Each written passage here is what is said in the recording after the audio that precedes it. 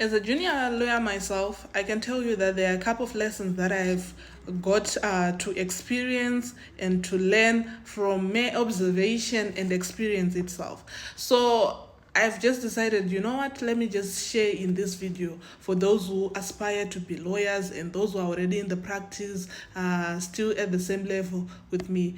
It might help somebody because to me, in as much as it's a profession to others, this is my life. Like, I was born to do this. I was born to be in the courts. I was born to represent people. So for me, I will say one of the biggest lessons that I've learned in my experience as a legal practitioner is that number one, preparation is key.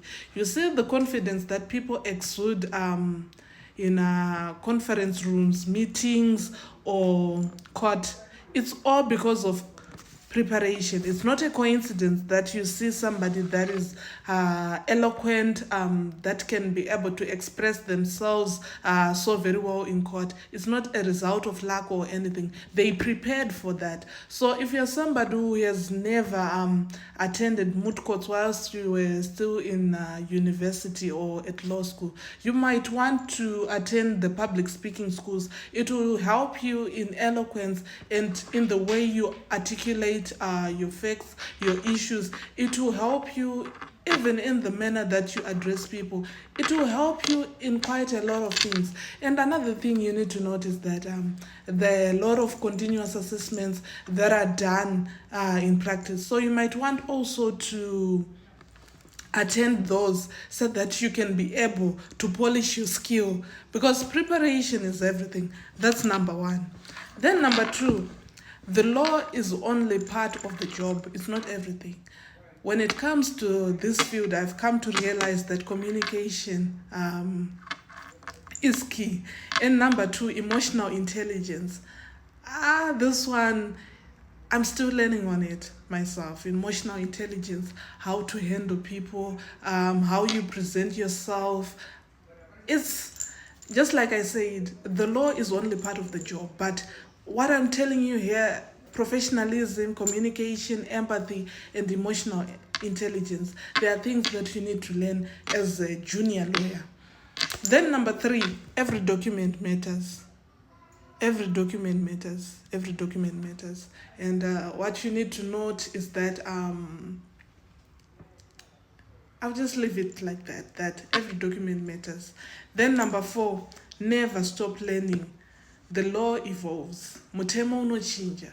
That being the case, you need to learn each and every encounter with a client in courtrooms, in meetings. You need to learn how things are done. Don't be rigid. You might have a way of doing things, but you can always learn from other legal practitioners, and you can always observe how others are doing it, and it will make you a better legal practitioner by merely observing and acknowledging what others know, and you put it into practice. I'm not saying that you should lose yourself, or you should lose a sense of self whilst you copy others. Your sense of self remains there, but you also need to incorporate what others know, and you need to observe how others do their things. And then number five, listen more than you speak. With this one, I had a struggle. I remember my senior would always say, Panache, you need to listen more. It's more about listening more than you speak. So this one, I'm still at a level whereby I'm still trying to master it. I'm not yet there, but then with this one, I'm still trying. And then number six, integrity is your greatest asset. You know, reputation is built over years, right? But then one silly thing can actually spoil your entire career and everything. So integrity is everything. This one I don't have to emphasize on it much, because this one, you know that integrity as lawyers, it's key. And then number seven, senior lawyers are valuable teachers. You know, kuti there is a certain knowledge that these guys have, that you get to tap into it by observing how they do their things. And one of the things that I've noted is that senior lawyers mostly, they attend golf. These are English games. It's not for the sake of it that they love these things, but it's because that's where they get to network with top people. So you need to note how these things are done, how they do these things, these senior councils. It's not the love of the golf or what, but it's because that's where they meet the prominent, the who's and who's. That's how they network. And I can't emphasize a lot. As a lawyer, you need to know how to network. So, senior lawyers, not how they draft their things, not how they interact with people, how they calm issues. You need to note how they do their things, how they take note of instructions from clients and everything. As for me, I'm always copying, because when I'm now doing it, it will seem like I had already known it, but there's somebody I am observing who has been in the field, because those who have been there can actually guide you on how you can do things. I know as young lawyers will be overzealous coming from the university. There are certain things that are not supposed to be done, and these guys, they know. So senior lawyers, they will always be our greatest assets in this journey. You can always learn from them. And then number 8, not every dispute belongs in the court. I think I've said it in one of the videos that not every dispute belongs in court. You can actually settle out of court and everything, because at the end of the day, it's about delivering results for your client. And then number 9, patience is essential. And then number 10, the privilege of practicing law comes with responsibility.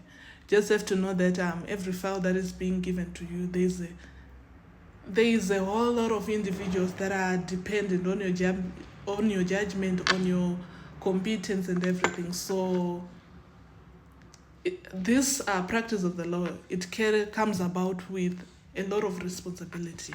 And then the last one for the goal, in as much as people might want to disregard it, but some matters, they're actually spiritual. What was meant to attack your client might end up attacking you, because you're the one that is handling the matter. So you have to be hard on your deities. If you believe in God, then be hard on your God, be praying. I myself, I'm a Christian, so be hard on your faith, because some of these matters, whether you like it or not, they are highly spiritual, and you might end up facing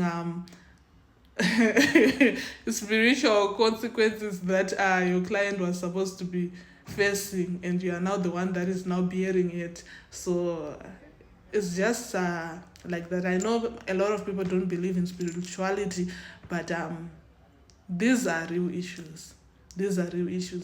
Some of the cases, they are highly spiritual, so you need to be hard on your deities, what you believe in. So yeah, I just hope this video helps one or two. And then please, if you have any lesson that you have learned in your own journey as a junior lawyer, please drop it. I also want to learn from you. I also want to know how I can be better in this my journey of being a legal practitioner, because for me, this is not just a profession. This is my life. I was called to do this. You can't separate panache from the law. You can't separate the law from panache. Yeah.